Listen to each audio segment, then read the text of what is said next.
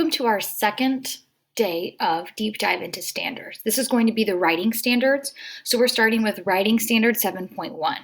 Write arguments to support claims with clear reasons and relevant evidence. An argument is not a fight or picking each other apart. That's not that kind of argument. This kind of argument is kind of like my claim.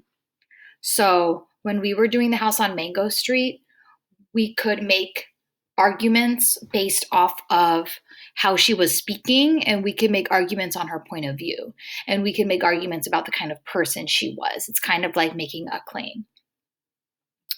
So we're going to write arguments to support our claims with clear reasons, and my reasons should make sense and be convincing, and it has to have relevant evidence. My evidence should be on topic and the best choice from the text. When we think of supporting our claims, I want you to look up here. When you support something, think of support as the table leg to your argument, which is the tabletop.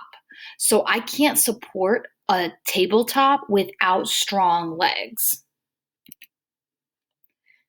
With standard 7.1, we have a lot of substandards. So in order to write arguments to support claims with clear reasons and evidence, I need to go through all of my substandards. A, introduce the claim, acknowledge alternate or opposing claims, and organize the reasons and evidence logically. Basically, what is the point and make it clear. If I'm going to introduce my claim that exercise is good for you, I need to acknowledge an alternate claim, and an opposing claim to that might sound like you don't really need exercise to be healthy. I need to have my claim and have the opposite too.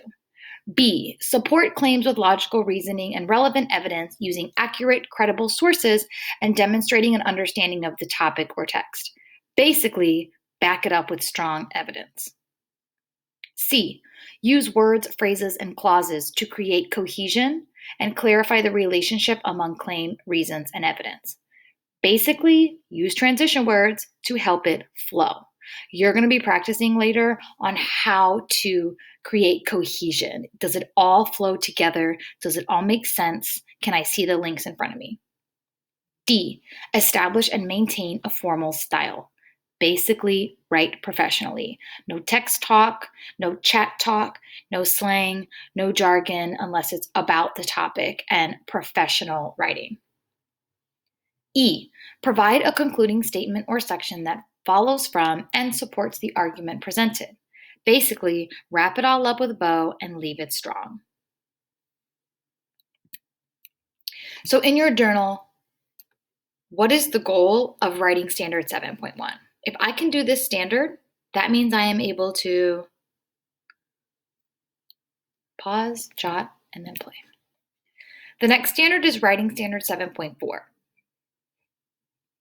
Produce clear and coherent, there's that word again, writing in which the development, organization, and style are appropriate to task, purpose, and audience.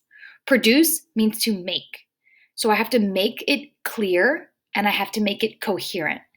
If my writing is coherent, it's logical, makes sense, and is consistent. It all fits together nicely. It's developed, so I progressed my writing to a finished full point. It's organized, and my style makes sense when you see the task. So am I writing exactly in response to the assignment? Can you tell my purpose when I write? And am I thinking about my audience? When we write essays, we have to remember our audience. They might not know all the knowledge that we have from our research, so we have to make sure we're understanding and meeting them where they're at. Remember, style is formal style with proper grammar and capitalization. So in your journal, in your own words, what is the goal of standard 7.4? If I can do 7.4, that means I'm able to pause, jot, and then press play.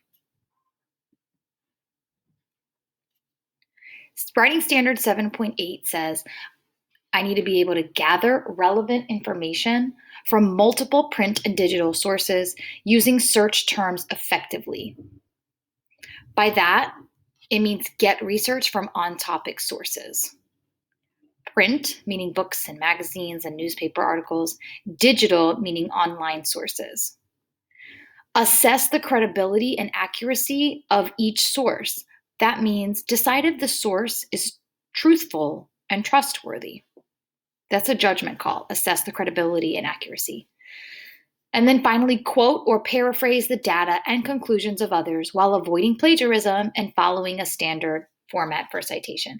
This is a super fancy way of saying don't copy from the research and always put the author's words in quotation marks.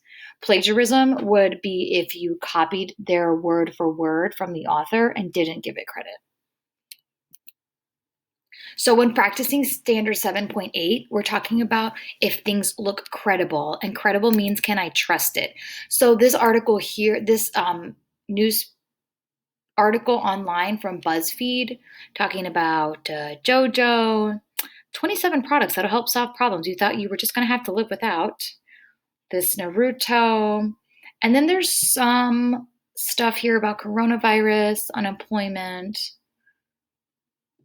putting a smile on your face, emojis. So things that call out to me right now, this emoji, quizzes, celebrities, emojis.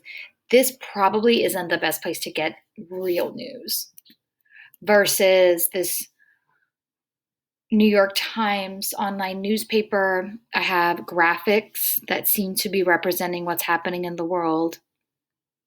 Quotes from President Trump and the FDA.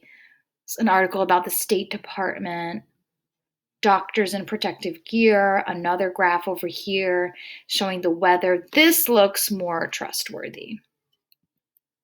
So in your own words, what is the goal of standard 7.8? If you want to go back here, this helps you jot it down in your journal.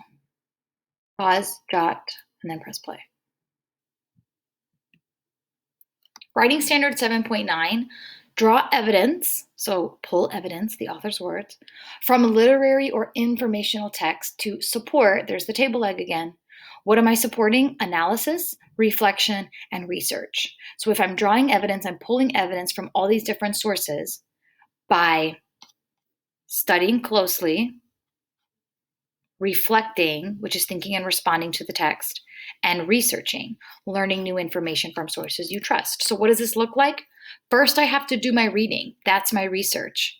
Then I have to analyze with my notes and close readings and jotting things down.